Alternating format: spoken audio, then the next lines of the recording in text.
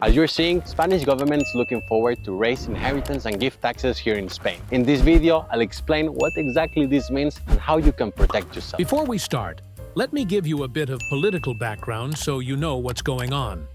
In May 2023, Spain held local and regional elections, and the right took control of most regions. One of the big selling points for them? They promised to cut the inheritance and gift tax by 99%. It's hard to believe, but some people actually have to give up their inheritance because they can't afford to pay this tax. I'll explain in another video why this happens. Meanwhile, don't forget to subscribe, like this video, share it on Facebook. All that really helps me. Coming back to the Spanish political context, in July 2023, Spain's Socialist Party managed to stay in power at the central government, backed by left-wing and nationalist groups. And now, they want to harmonize this tax across the country. What does that mean for you? Let me give you a quick but worthy lesson about the Spanish tax system.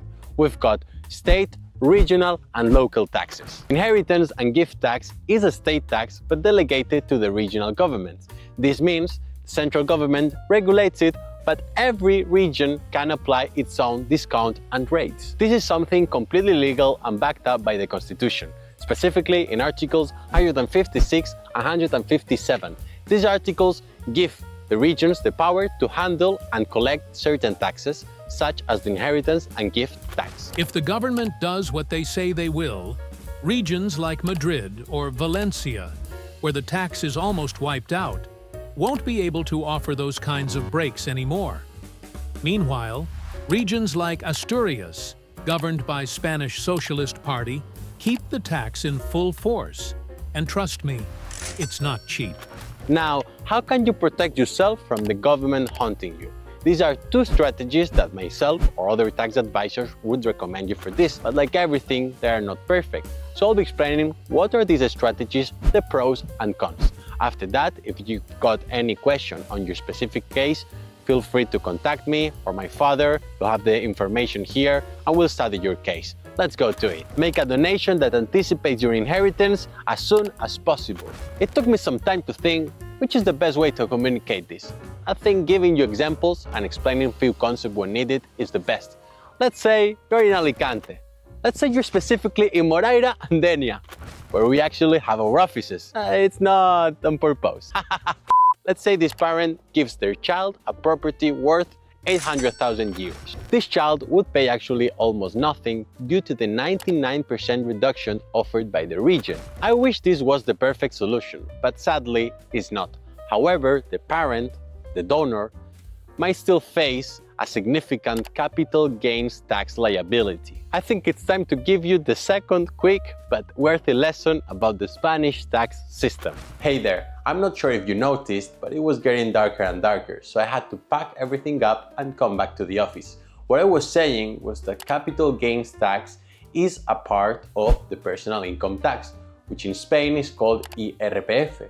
Basically, when you sell or donate something that has increased in value, like an investment or a property, you must pay taxes on the profit you've made. This profit, known as capital gain, is taxed between 19 and 28%, depending on how much profit you've made. If you're coming from USA, England, Germany, the Netherlands, it's natural to wonder, what profit have I made if I'm just donating the property to my child?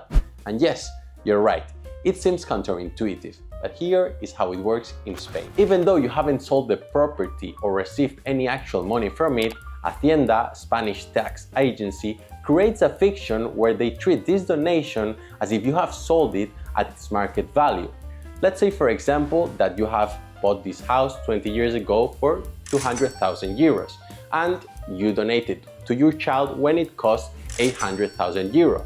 Spanish Hacienda, Spanish tax agency, says, oh, you've gained 600,000 euros. It took me some time to understand it, but really, don't look for logical reasons behind this.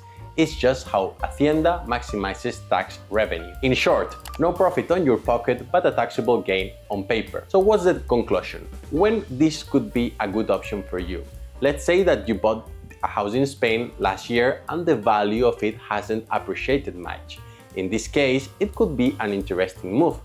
On the other hand, if you bought it 30 years ago, and I'm sure that the price has risen a lot since then it might not be the best option donating the property to your child. What I wanted to say to end this point is that it's all about crunching the numbers. And again, this is what me and my father do. We are legal and tax advisors. So if you want us to check your specific case, don't hesitate on contact us. Now that we've talked about donations and the tax challenges they come with, let me introduce you another option that could be very interesting. And these are the Pactos Sucesorios, also known as succession pacts. I have good news or bad news depending on where you live in Spain, and is that these agreements cannot be applied everywhere in Spain, only in certain regions where they have their own civil code. These are Navarra, Galicia, Baleares, Aragon, and Basque Country.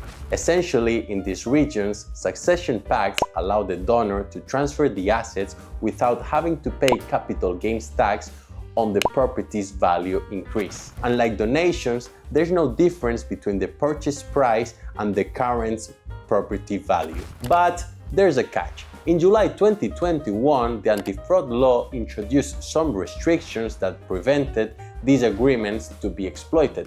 What's important for you to know? For example, if you inherit a property through a succession pact and sell it before 5 years have passed or before the donor dies, you'll have to calculate the capital gain tax based on what your parent paid for the property. This means that you'll face capital gains tax based on the increase in the value as if the parent had sold the property themselves. So be careful before acting through succession pacts because you might end up paying the same as your parent. Succession pacts are still a powerful tool for tax planning, but you have to be very careful because it depends where you live and you have to do things right. We also have lots of clients in islands like Mallorca or Ibiza, where these pacts can be applied. It's very important that you don't do this alone. Whether you choose myself and my father or other professionals, you should get expert advice from a lawyer, tax advisor, because if not, look, the last thing you want is to get an unexpected bill from something that you could have prevented by contacting a professional. This said, I hope you enjoyed the video and I'll see you in the next one. Thank you for watching.